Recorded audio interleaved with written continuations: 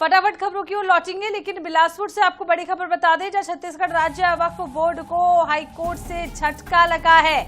25 मई 2026 को जारी किए गए आदेश पर रोक। वक्फ बोर्ड ने दरगाहों उर्सों में डीजे पर रोक लगाई थी। तो बड़ी खबर आपको बता रहे, बड़ा झटका लगा है वक्फ बोर्ड को और हाईकोर्ट से बड़ा झटका, जहां पर 25 मई 2026 को जारी किए गए थे आदेश। और आपको बता दें, आदेश पर रोक जो है लगाई गई थी और वक्फ बोर्ड ने दरगाहों उर्सों में डीजे पर रोक की मांग की थी और छत्तीसगढ़ राज्य वक्फ बोर्ड को हाईकोर्ट का झटका।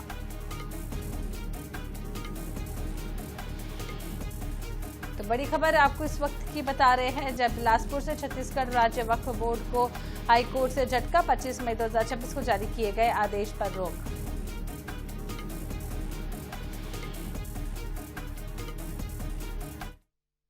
छत्तीसगढ़ राज्य वक्फ बोर्ड को छत्तीसगढ़ हाई कोर्ट से एक बड़ा झटका लगा है। वक्फ बोर्ड ने एक आदेश जारी किया था जिसमें उर्सों, दरगाहों और जितने भी मजहबी जो जलसे हैं उस पर प्रतिबंध लगाया था। जो डीजे, धुमाल और जो नाच गाने का आयोजन होता है उसको लेकर के एक दिशा निर्देश जारी किया था। उसमें साफ तौर पर यह कहा था कि अगर कोई भी इसका उल्लंघन करता है तो उसका कमेटी को भंग कर दिया जाएगा, साथ ही साथ उस 50,000 का जुर्माना भी लगेगा। इसको लेकर के छत्तीसगढ़ हाई कोर्ट में एक याचिका दायर की गई थी। उस पर हाई कोर्ट ने उस आदेश पर रोक लगा दिया है, जिसको डॉक्टर सलीम राज ने जारी किया था। हमारे साथ अधिवक्ता है, उनसे बात करेंगे पूरा मामला क्या था, उसमें हाई कोर्ट में क्या दलील पेश की गई थी। सर बताएंगे पूरा मामला क्या था, क्या याचिका में कहा गया और क्यों रोक लगा? ये 11/6 को वक्फ बोर्ड ने 11/6/2026 को वक्फ बोर्ड के सलीम राज चेयरमैन हैं, उनने एक ऑर्डर पास किया था कि जितनी भी वक्फ कमेटीज हैं, जो इंतजामा कमेटीज हैं, उर्स और मुहर्रम जो मनाती हैं, ताजिया निकालती हैं, उनके द्वारा किसी प्रकार का धुमाल का और बातिशबाजी का और डीजे का उपयोग नहीं करेंगे। अगर करती हैं तो उनके द्वारा 50,000 फाइन किया जाएगा और कमेटी जो है उसको भंग कर दी जाएगी करके।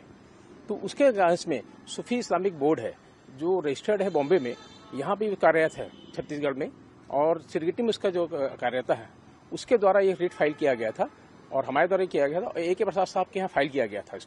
उसमें आज कोर्ट ने इस देखा और सुनने का डिटेल चर्चा होने के बाद कोर्ट ने इसको स्टे कर दिया है कि जो ऑर्डर किया गया है वो वक्फ एक तरफा है और इस ढंग का ऑर्डर पास करने का उनका अथॉरिटी नहीं है करके। ये सूफी जो आप बता रहे हैं, जो याचिका करता है, उन्होंने हाईकोर्ट में याचिका करे, आपने क्या दलील पेश किया जो जिसको कोर्ट ने माना और क्या कहते हुए इस पर रोक लगा दिया उस आदेश पर?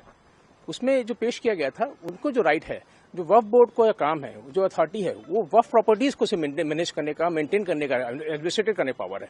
और किसी प्रकार का जो पोजीशन होता है, जो उर्स है या किसी प्रकार का है, उसको त्योहार मनाने का ढंग का, उसमें धुमाल है, ये करने का कोई राइट किसी ढंग का पावर वक्फ बोर्ड को नहीं है।